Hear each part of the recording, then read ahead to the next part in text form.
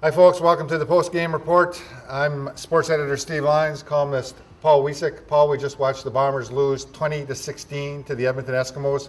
I would suggest that was potentially a winnable game. The defense put the offense in position to score touchdowns a number of times, as did the special teams, but the offense did not score many touchdowns, and I think it hangs on them tonight. What do you think? You know, I think this entire season is hanging on the offense right now. The Bombers are 1-3. I'd argue this offense is 0-4. Yeah, they got that win in Hamilton, but that was the defense getting that win. It was the same story tonight. You know what?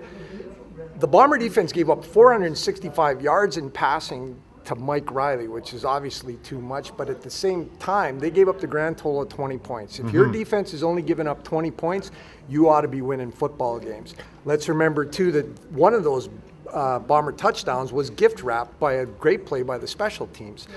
So you put it all together, and they really got very little traction. How about Drew Willie getting booed off the field at the end of the third quarter, and that continued through the fourth quarter?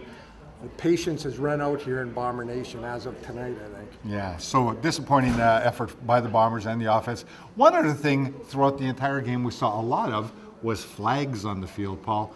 A lot of penalties, 28 penalties in the first half, a lot of challenge penalties. We've talked about it a little bit. There just seems to be so much of this, and it seems to be delaying the game so much. Yeah, it takes away from the game, but at the same time, I don't think the penalties were decisive. They were boneheaded penalties on both sides of the ball. This one, once again, came down to the underperformance of a Bomber offense that is just not simply getting the job done. Some of it is scheme. I still think this Paul Wiecek idea that we're going to win without having a deep threat, without going vertical, is failing. But at the same time, boy, Drew Willie's missed a lot of open receivers when they have been downfield. So you put it together, that scheme and a failure to execute by Drew Willie, and you've got a 1-3 Winnipeg Blue Bomber football team tonight.